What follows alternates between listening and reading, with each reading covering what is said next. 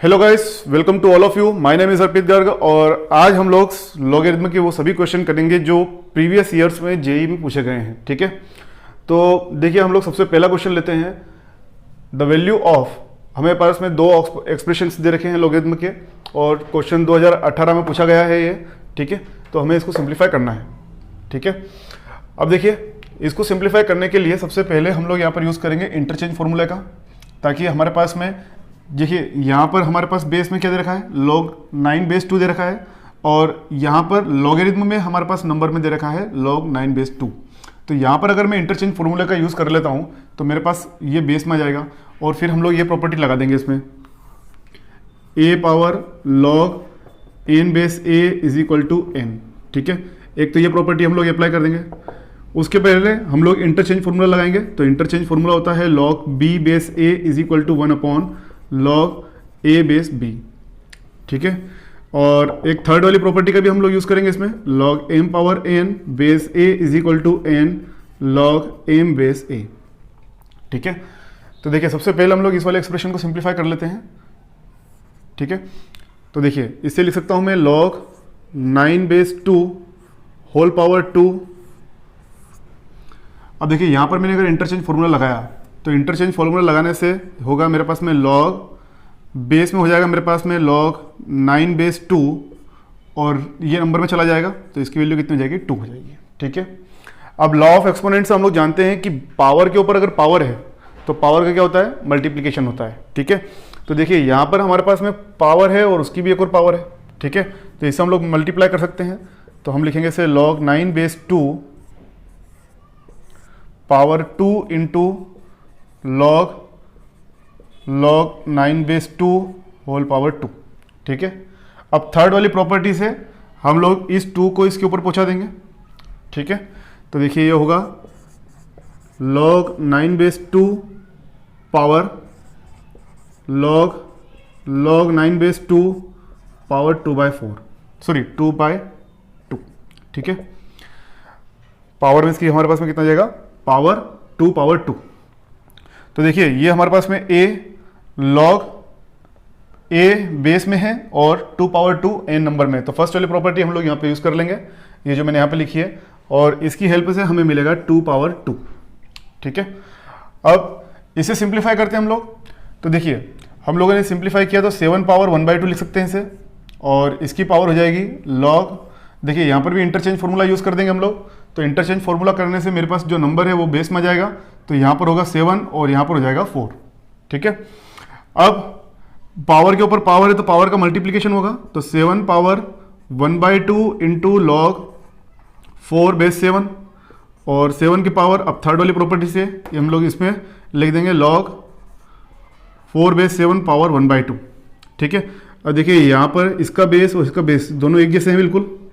ठीक है, तो हमारे पास इसकी वैल्यू कितनी मिलेगी, 4 पावर 1/2 दैट इज 2। ठीक है, अब देखिए फर्स्ट वाले पार्ट का हमें वैल्यू मिला 4 और इस वाले पार्ट का वैल्यू मिला हमें 2, तो हमारे पास इसका आंसर कितना हो गया, 8। ठीक है, देखिए कितना आसान सा क्वेश्चन था, है ना। चलिए डिस्कस करते हैं हम लोग अब नेक्स्ट क्वेश्चन को। चलिए हम लोग अब नेक्स्ट क्वेश्चन देखते हैं, और नेक्स्ट वाला क्वेश्चन हमें 2013 में जेईई एडवांस में पूछा गया है। ठीक है, अब देखिए हमें क्या क्वेश्चन बोला है, 3 power x equal to 4 power x minus 1। तो हमें यहाँ पर इसके 4 ऑप्शन दे रखे हैं और हमें बताना है कि कौन सा ऑप्शन करेक्ट है या एक से ज़्यादा ऑप्शन हमारे पास में करेक्ट हैं, हमें इस बात के बारे में बताना है। ठीक है, तो देखिए मैंने आपको लास्ट वाले वीडियो में ये बताया था कि जब भी हमारे पास में कॉन्स्टेंट की पावर वेरिएबल दे रखी है, ठीक है, और हमारे पास इक्वलिटी है, मतलब LHS और RHS दोनों तरफ है, तो हम लोग वहाँ पर क्या यूज़ करेंगे, लॉगरिथम यूज़ करेंगे और दोनों साइड पर हम लोग लॉग ले लेंगे। ठीक है, अब जैसा कि क्वेश्चन के हमें ऑप्शंस में दिख रहा है कि यहाँ पर लॉग में बेस 3 भी है, बेस 2 भी है और बेस 4 भी है। तो हमें एक बात को ध्यान में उतारना होगा कि जब भी हमें इस टाइप के क्वेश्चंस में 4 ऑप्शन ऐसे दिए हुए हैं जिसमें लॉग बेस में 2 भी दे रखा है, बेस में 3 भी दे रखा है और बेस में 4 भी दे रखा है, तो हम लोग तीनों बेस लेकर लॉगरिथम को सिंप्लीफाई करेंगे। हो सकता है कि हमारे पास में एक से ज़्यादा आंसर इसके करेक्ट हों। ठीक है, तो चलिए सबसे पहले हम लोग लेते हैं इसमें, सबसे पहले हम लोग लेते हैं take log base 2 both side. ठीक है, हम लोग बेस 2 लेते हैं सबसे पहले, ठीक है, और दोनों साइड पर हम लोग log ले लेंगे। तो इससे क्या होगा, अब देखिए log 2 3 power x, log 2 4 power x minus 1। ठीक है, अब थर्ड वाली प्रॉपर्टी से हम लोग क्या करेंगे, इसके x को और इसकी x माइनस 1 पावर को दोनों को नीचे उतार लेंगे। तो ये हमारे पास में होगा x log 3 base 2 is equal to x minus 1 log base 2 4। ठीक है, अब हम लोग इसे सिंप्लीफाई करते हैं। So x log 3 base 2 is equal to, इसका ब्रैकेट ओपन करेंगे तो x log 4 base 2 minus log 4 base 2। ठीक है, इसे उठा के इधर लेकर आऊँगा। ठीक है, इसे x वाली टर्म को एक तरफ कर लूँगा और जो नंबर है हमारे पास में उसे एक तरफ कर लेंगे हम लोग। तो नंबर को इधर उठा के लेकर आएंगे तो log 4 base 2 is equal to x log 4 base 2 minus x log 3 base 2। ठीक है, log 4 base 2 is equal to x common ले लिया, so log 4 base 2 minus log 3 base 2। ठीक है, अब यहाँ पर हम लोग क्या करेंगे, x को वैल्यू फाइंड कर लेंगे। सो x की वैल्यू हमारे पास होगी log 4 base 2 divide by log 4 base 2 minus log 3 base 2। ठीक है, अब देखिए हम लोग जानते हैं कि log बेस 2 और 4 दे रखा है, जैसे मैं 2 इसको लिख सकता हूँ।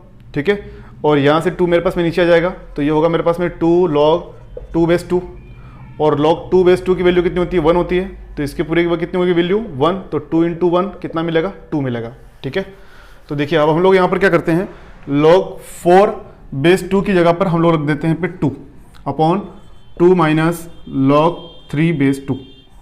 ठीक है, ये हमारे पास में x की एक वैल्यू आ गई। ठीक है, तो देखिए ये हमारे पास में कौन सा ऑप्शन है, हमारे पास में ऑप्शन बी वाला है, तो हमारा ऑप्शन बी करेक्ट होगा। ठीक है, अब जैसा कि मैंने आपको बताया था कि हमारे पास में इसके मल्टीपल आंसर भी करेक्ट हो सकते हैं। क्यों, क्योंकि बेस में हमें देखिए यहाँ पर 3 ले रखा है और यहाँ पर बेस में हमारे पास 4 ले रखा है। तो एक बार इसे हम लोग बेस 3 लेकर इसे सिंप्लीफाई करते हैं। तो देखिए जब हम बेस 3 लेंगे तो व्हेन बेस इज 3, तो देखो जब हमारे पास में बेस 3 होगा तो हम लोग यहाँ पर इंटरचेंज फॉर्मूला लगा देते हैं। तो इंटरचेंज फॉर्मूला लगाएंगे तो 2 upon 2 minus 1 upon log 2 base 3, है ना। बात है कि अगर आप यहाँ से log 3 सिंपल सा अगर आपने यहाँ पर बेस 3 लेकर अगर सिंप्लीफाई किया है तो आपके पास यही स्टेप आएगी। ठीक है, तो देखिए अब हम लोगों ने इसको सिंप्लीफाई करें हम लोग, तो इसका एलसीएम लेंगे। तो एलसीएम लेने के बाद फिर ये जो नीचे लीटर में ये ऊपर चला जाएगी, तो ये हो गया 2 log, देखिए नीचे से हो जाएगा 2 base 3 divide by 2 log 2 base 3 minus 1। ठीक है, क्या कोई ऑप्शन है, ए वाला ऑप्शन है।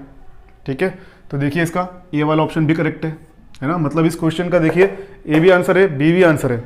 अब बेस 4 के लिए एक बार चेक कर लेते हैं हम लोग। ठीक है, कि जब बेस 4 होगा तब हमारे पास इसका क्या आंसर होगा। यहाँ तक रफ कर देता हूँ मैं। ठीक है, तो जब हमारे पास में बेस 4 होगा, व्हेन बेस इज 4। ठीक है, जब हमारे पास बेस 4 होगा तब x की वैल्यू होगी x equal to log 4 divide by log 4 base 4 minus log 3 base 4। ठीक है, देखिए इसी तरीके से एक्सप्रेशन हमारा पूरा सिंप्लीफाई होगा और पूरा एक्सप्रेशन सिंप्लीफाई होने के बाद हम लोग वहाँ पर बेस की वैल्यू क्या ले लेंगे, 4 ले लेंगे। ठीक है, तो देखिए log 4 कितना होगा, 1 होगा, डिवाइड बाय log 4 और बेस में अगर 4 दे रखा है ये भी कितना होगा, 1 होगा, माइनस log 3 बेस 4। ठीक है, क्या कोई ऑप्शन है हमारे पास में, ऑप्शन सी भी करेक्ट है। तो देखिए इसका हमारे पास में ऑप्शन सी भी करेक्ट है ना। अब डी वाला देखते हैं क्या डी वाला करेक्ट है या नहीं है। तो डी वाले में देखा हम लोगों ने 2 log 3 बेस 2, है ना। तो देखिए बेस 2 वाला तो हम लोग सिंप्लीफाई कर चुके हैं और बेस 2 वाले में तो हमारे पास ये आंसर आ चुका है। तो इसके लिए डी वाला तो हमारे पास में करेक्ट हो ही नहीं सकता है। तो डी वाले को छोड़कर हमारे पास में इसका आंसर होंगे A, B, C, are, correct answers. ठीक है, चलिए आइए देखते हैं हम लोग क्वेश्चन नंबर 3।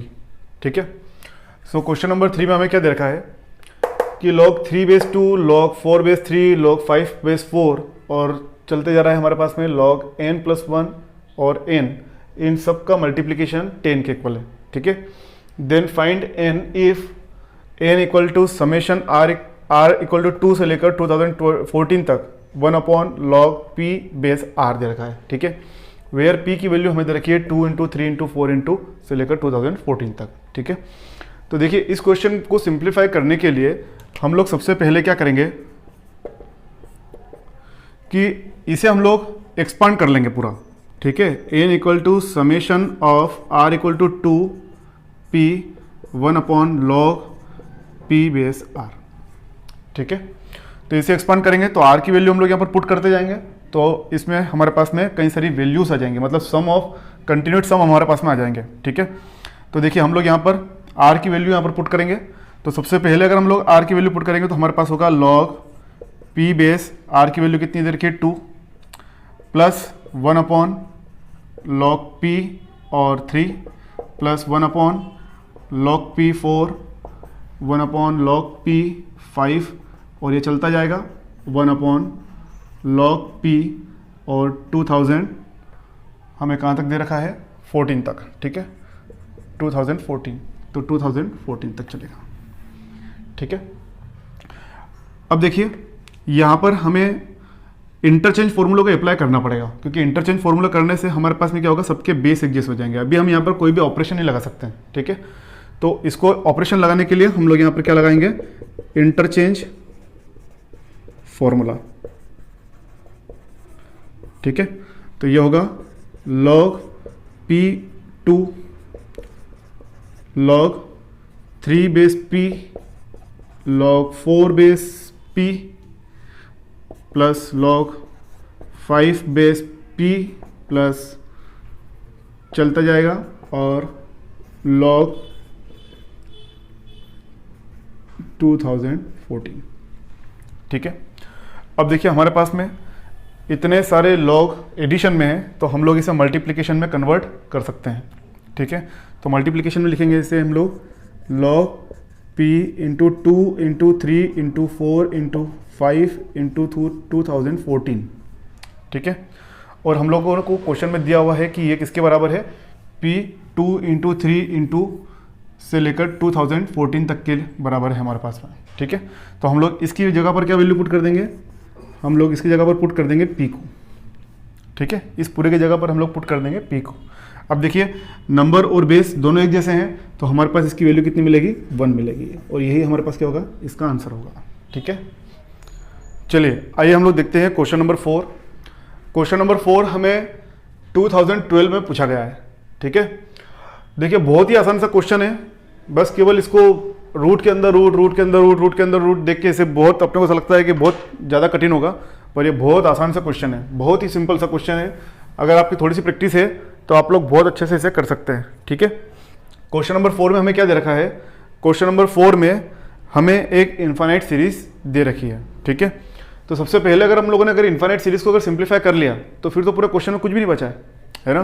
तो हमारे पास इन्फाइनाइट सीरीज को सिंप्लीफाई करेंगे हम लोग, तो देखिए हमारे पास जो इन्फाइनाइट सीरीज लिखी है उसे मैंने y मान लिया, 4 - 1/3 √2 √ 4 - 1/3 √2 √4 - 1/3 √2 और इस तरीके से चलता जा रहा है। ठीक है, इन्फिनिटी तक, मतलब इस अंडर रूट के बाद फिर यही आएगा, फिर इसके बाद फिर यही अंडर रूट आएगा।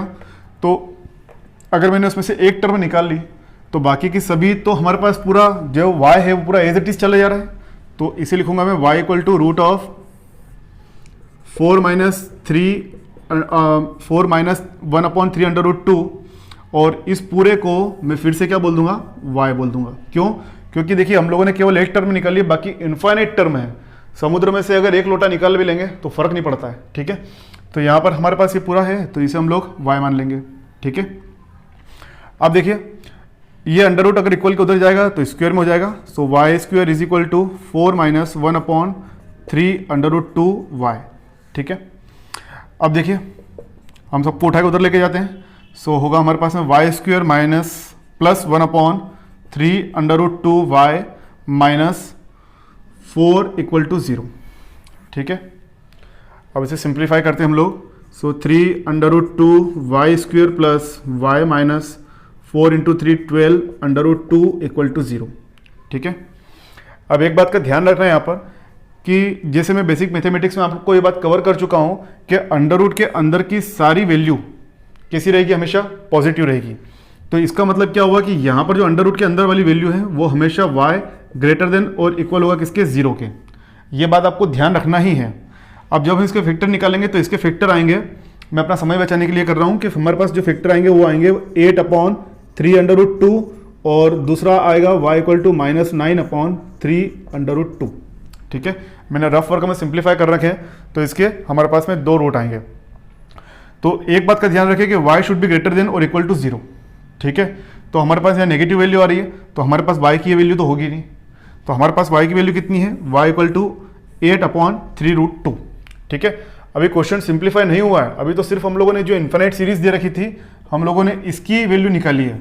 ठीक है, ये जो इन्फाइनाइट सीरीज दे रखी थी हमने इसकी वैल्यू निकाली है। ठीक है, तो इस y की वैल्यू मतलब इस पूरे अंडर रूट की वैल्यू हमारे पास कितनी आ गई है, 8/3 ठीक है, अब देखिए हम लोग क्या करते हैं, यहां पर इसकी वैल्यू पुट कर देते हैं। तो 6 + log 3/2 ब्रैकेट में दे रखा है 1/3 इंटू इस पूरे इन्फाइनाइट सीरीज की वैल्यू कितनी है, 8/3 ठीक है।